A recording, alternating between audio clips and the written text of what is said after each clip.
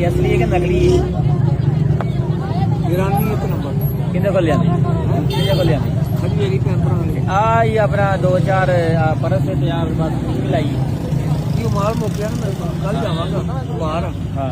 आज इतवार है ना कल जावांगा किन्ने को कमा लेंगे पैसे किन्ने को पैसे कमा 600-700 बच्चे किन्ने 800 बच्चे किन्ने एक बच्चा मुलाजमत करते हैं किथे किथे 200 वाली है किथे करता है बुजुर्गो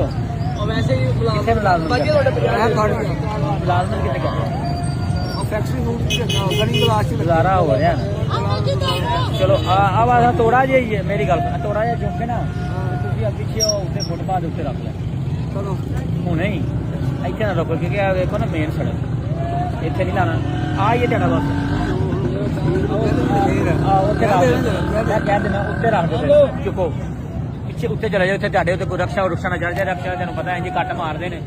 ਆਹੋ ਚੁੱਕ ਕੇ ਰੱਖ ਲਿਓ ਸ਼ਾਬਾਸ਼ मैं चुक लेने मैं काट लूँ पैसे ਪੈਸੇ ਕੱਟ ਕੇ ਨਾ ਚੁੱਕ ਕੇ ਉੱਤੇ ਰੱਖ ਰੱਖੋ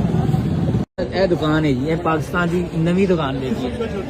ਇਹ ਪਹਿਲੀ ਦੁਕਾਨ ਹੈ ਜਿਹਦੇ ਵਿੱਚ ਸਿਰਫ ਬੰਦਾ ਹੀ ਜਾ ਸਕਦਾ ਹੈ इंडिया पाकिस्तान बंदा भी नहीं जाना पैना इधर आओ तिरछियां हो गई इधर देखो जी अंदर को साफ सुफ आ जाए की करोगे की करोगे साफ सुफ आ जाए अरे ते हर हफ्ते समान दी सफाई हुंदी है ना पहले समान ना बाहर लगा हुंदा सी अच्छा ठीक है शीट वगैरह ठीक है इस वेले तो अंदर ही सेव रखी हुई है अंदर ही हर हफ्ते साडा बाहर निकल के ना सफाई हुंदी कारपेट ते ਅਸੀਂ ਇੱਥੇ ਬਹਿਣਾ ਹੁੰਦਾ ਹੈ ਨਾ हाँ ਤੇ ਤੁਹਾਡੇ ਸਾਹਮਣੇ ਇੱਥੇ ਸਰਕਟ ਵਗੈਰਾ ਚਲਾਈਦਾ ਜੀ एक गेट ਜੀ ਇਹ 15 ਇੰਚ ਹੈ इधर करिया जी पड़ा 15 इंच है जी लोग ही तक दुकान हो गई लोग ही तक दुकान हो गई ਇਹਦਾ ਕਿਰਾਇਆ ਕਿੰਨਾ ਜੀ जी ਇਹਦਾ ਕਿੰਨਾ ਕਿਰਾਇਆ अपनी है ਅੱਛਾ ਜ਼ਾਤੀ ਮਿਲਕੀ ਹੈ ਇਹਦੀ ਕੀਮਤ ਕਿੰਨੀ ਹੋਣੀ ਇਹ ਦੁਕਾਨ ਭਰਾਵਾਂ ਨਾਲ ਹੋਈ ਸੀ ਜੀ ਦੁਕਾਨ ਆਈ ਹੈ ਦਾਨ ਸਾਹਿਬ ਵਿੱਚ ਨਹੀਂ ਦੇਣਾ ਕੋਈ ਨਹੀਂ ਨਹੀਂ ਤੂੰ ਖੁਸ਼ ਹੈ ਇੰਨੇ ਹਿੱਸੇ ਤੇ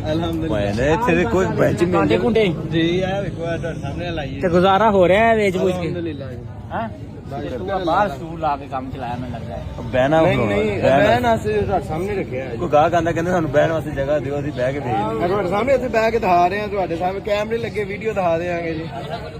ਏਸੀ ਸਾਹਿਬ ਵੀ ਉਸ ਦਿਨ ਆਏ ਸਨ ਤੇ ਮੈਂ ਉਹਨਾਂ ਨੂੰ ਪੁੱਛਿਆ ਇਹ ਸਾਡੀ ਸ਼ੀਟ ਲੱਗੀ ਹੈ ਉਹਨਾਂ ਨੇ ਵੀ ਕਿਹਾ ਦੁਕਾਨ ਹੈ ਮੈਂ ਕਿਹਾ ਅਲਹਮਦੁਲਿਲਾ ਦੁਕਾਨ ਹੈ ਕਹਿ ਰਹੇ ਹਨ ਸ਼ਟਰ ਦੇ ਅੰਦਰ ਤੇ ਫਿਰ ਦੇਖ ਕੇ ਨਾ ਕਹਿੰਦੇ ਚਲੋ ਕੋਈ ਗੱਲ ਹਾਂ ਉਹ ਕਹਿੰਦੇ ਕੋਈ ਗੱਲ ਨਹੀਂ ਭਾਈ ਤੁਸੀਂ ਅਫਸਰਾਂ ਕੋਲ ਪਰਮਿਸ਼ਨ ਨਹੀਂ ਆਨੇ ਨਹੀਂ ਮੈਂ ਪੁੱਛ ਆ ਰਹੀ ਹੈ